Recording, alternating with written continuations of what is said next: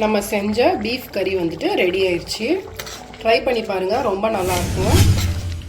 நம்ம கிரேவி செய்ய தேவையான பொருட்கள்: கட் பண்ண 3 பெரிய வெங்காயம், 2 மீடியம் சைஸ் தக்காளி, 2 பச்சை மிளகாய், இஞ்சி பூண்டு, பிரியாணி இலை, மிளகாய் தூள், கரம் மசாலா, மிளகு தூள், கொத்தமல்லி, மஞ்சள் தூள்,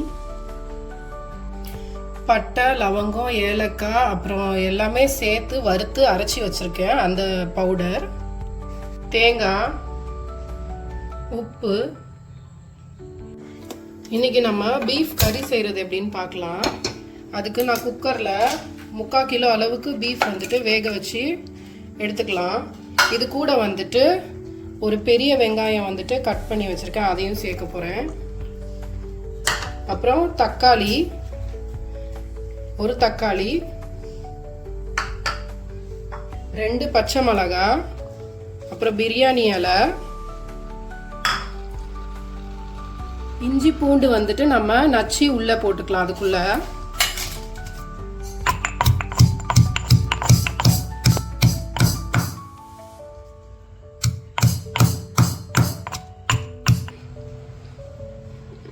துண்டு அளவுக்கு நான் இஞ்சி, அப்புறமா ஒரு 10 பல் போல பூண்டு நல்லா நச்சு இது உள்ள இப்போ சேர்த்துக்கலாம். நீங்க அரைச்சி போடணும்னா கூட அரைச்சி போட்டுக்கலாம். 1/4 டீஸ்பூன் மஞ்சள் தூள், 1 ஸ்பூன் மிளகாய் தூள், அப்புறம் 1 ஸ்பூன் கரம் மசாலா. இது வந்துட்டு நான் சொன்னேன்ல, வறுத்து அரைச்சி எல்லாமே பட்டை, லவங்கம், கிராம்பு, ஏலக்காய், அப்புறம் கல்பாசி, ஸ்டார் பூ எல்லாமே சேர்த்து அரைச்சி வறுத்து அரைச்சி வச்ச பவுடர். அது நான் வந்துட்டு ஒரு டீஸ்பூன் அதான் டீஸ்பூன் அளவு சேர்த்துக்கிறாரு. இப்போ இதை நல்லா மிக்ஸ் பண்ணி விட்டுட்டு தேவைக்கு அதான் சும்மா ஒரு கிளாஸ் போல் தண்ணி ஊற்றி ஒரு 8 விசில் வச்சு வேக வச்சு எடுத்துக்கலாம்.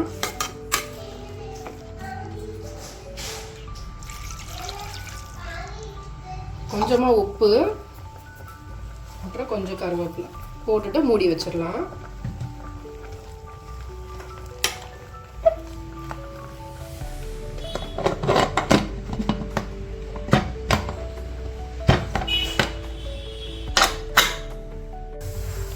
நம்ம இப்போ வந்துட்டு கிரேவி ரெடி பண்ணிடலாம். எண்ணெய் இப்போ சூடு ஏறிடுச்சு. நம்ம வந்துட்டு இப்போ பெருஞ்சீரகம் போட்டுக்கலாம். இது பொரிஞ்சதுக்கு அப்புறமா வெங்காயம், நான் வந்துட்டு 2 வெங்காயம் பெரிய வெங்காயம் கட் பண்ணி வச்சுருக்கேன், அதை சேர்க்குறேன். ஆல்ரெடி ஒரு வெங்காயம் வந்துட்டு நான் கறி வேக வைக்கிறப்பவே கூட சேர்த்துருக்கேன்ல, அதனால இதில் வந்துட்டு 2 வெங்காயம்.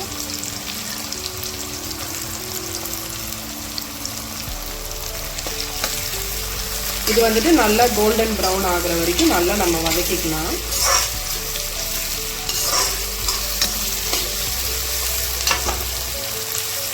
நல்லா கோல்டன் ப்ரௌனாக வதங்கிடுச்சு. நம்ம வந்துட்டு என்ன தக்காளி சேர்க்கலாம். தக்காளியும் நான் 2 தக்காளி கட் பண்ணி வச்சுருந்தேன். ஒன்று வந்துட்டு கறி கூட போட்டிருந்தேன், இன்னொன்று வந்துட்டு இப்போ இதில் சேர்க்குறேன். 1 ஸ்பூன் இஞ்சி பூண்டு பேஸ்ட்டு,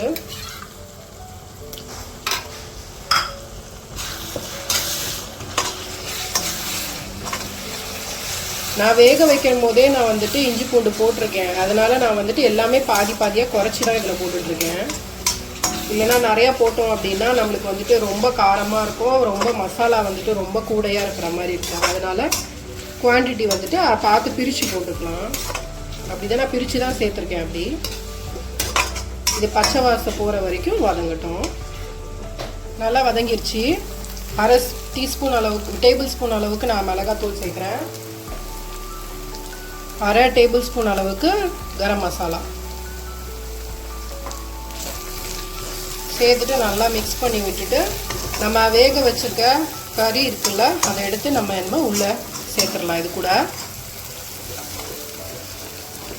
அது தண்ணியோடு இருக்கும், அந்த தண்ணியோடு அப்படியே நான் உள்ளே சேர்க்குறேன்.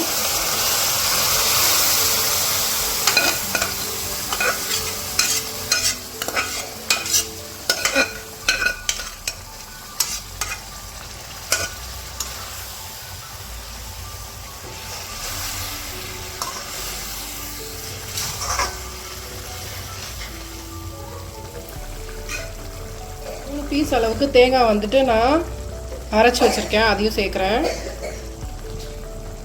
சேர்த்துட்டு உங்களுக்கு தண்ணி எவ்வளோ தேவையோ தேவைக்கு பார்த்து ஊற்றிக்கணும். இது வந்துட்டு நம்ம நல்லா கொதிக்கட்டும். கொதிச்சுட்டு அந்த பச்சை வாடெல்லாம் நல்லா போகும், அது போகட்டும்.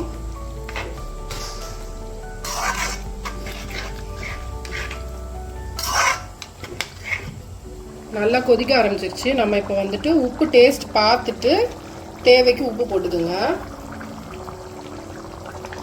போட்டுட்டு மிக்ஸ் பண்ணி விட்டுட்டு இதை வந்துட்டு நான் சிம்மில் வச்சு ஒரு 10 நிமிஷம் குக் பண்ணிக்கிறேன்.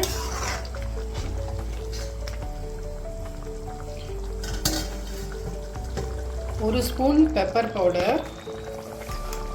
காரம் செக் பண்ணி பார்த்துட்டு காரம் உங்களுக்கு கம்மியாக இருக்குது அப்படின்னா நீங்கள் வந்துட்டு இன்னும் பச்சை மிளகாய் வந்துட்டு சேர்த்துக்கலாம். எனக்கு வந்துட்டு காரம் வந்துட்டு கம்மியாக இருக்குது, அதனால் நான் வந்துட்டு ஒரு 3 பச்சை மிளகாய் போடுறேன். அப்புறமா சும்மா ஒரு கை கருவேப்பிலை,